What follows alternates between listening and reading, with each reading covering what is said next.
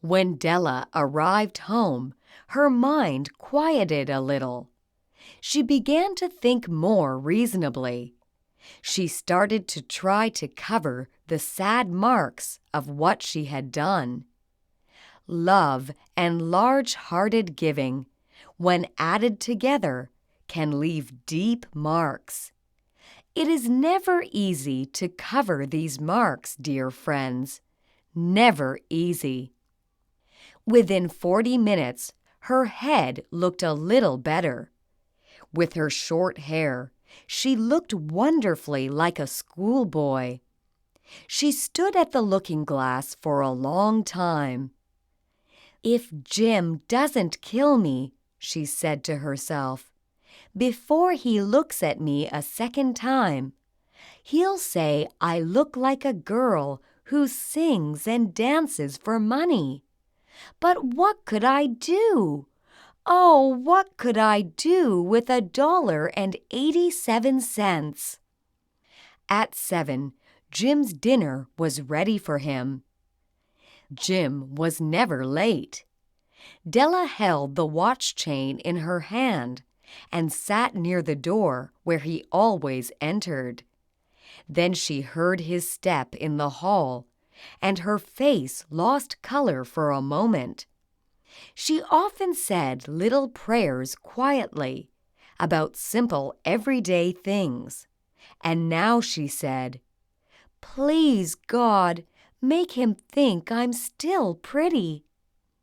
The door opened and Jim stepped in.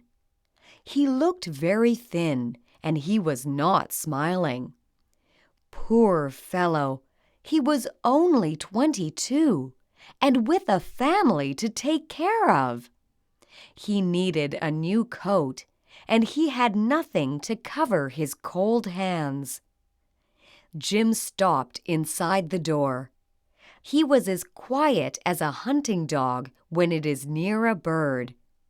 His eyes looked strangely at Della, and there was an expression in them that she could not understand.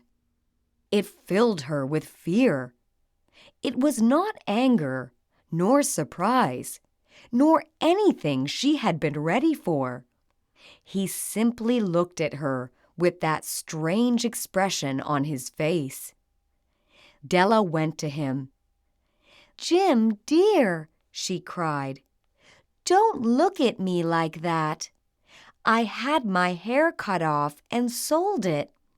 I couldn't live through Christmas without giving you a gift.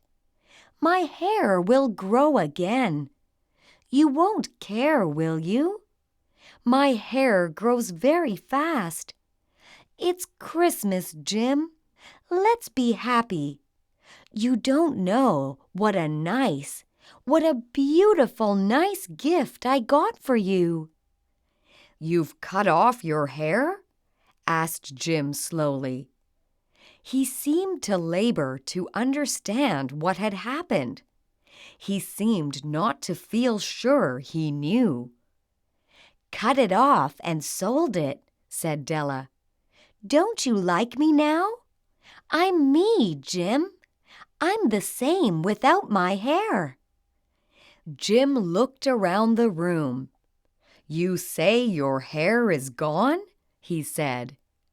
"You don't have to look for it," said Della. "It's sold.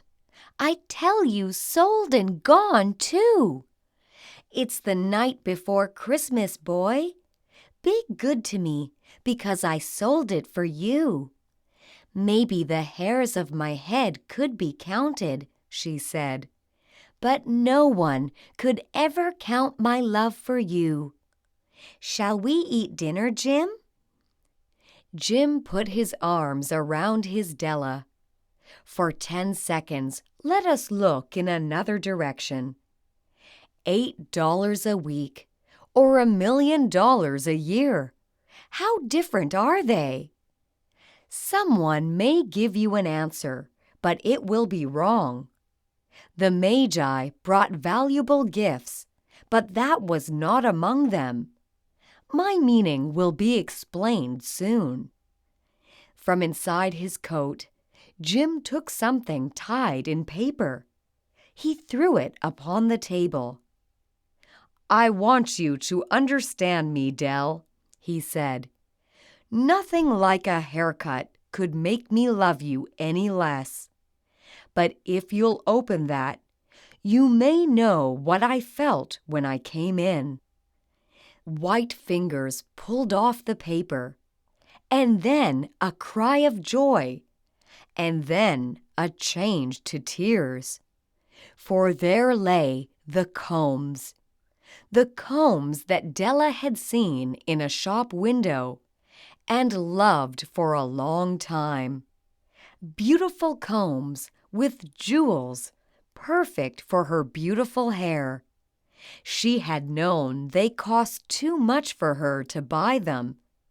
She had looked at them without the least hope of owning them. And now they were hers, but her hair was gone. But she held them to her heart, and at last was able to look up and say, "My hair grows so fast, Jim." And then she jumped up and cried, "Oh, oh!" Jim had not yet seen his beautiful gift. She held it out to him in her open hand.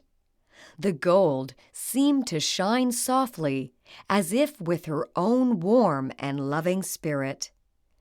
"Isn't it perfect, Jim? I hunted all over town to find it. You'll have to look at your watch 100 times a day now. Give me your watch. I want to see how they look together." Jim sat down and smiled. "Della," said he, "let's put our Christmas gifts away and keep them a while. They're too nice to use now. I sold the watch to get the money to buy the combs. And now I think we should have our dinner." The Magi, as you know, were wise men, wonderfully wise men, who brought gifts to the newborn Christ child. They were the first to give Christmas gifts. Being wise, their gifts were doubtless wise ones. And here I have told you the story of two foolish children. Each sold the most valuable thing he owned in order to buy a gift for the other. But let me speak a last word to the wise of these days. Of all who give gifts, these two were the most wise. Of all who give and receive gifts, such as they are the most wise. Everywhere they are the wisest. They are the Magi.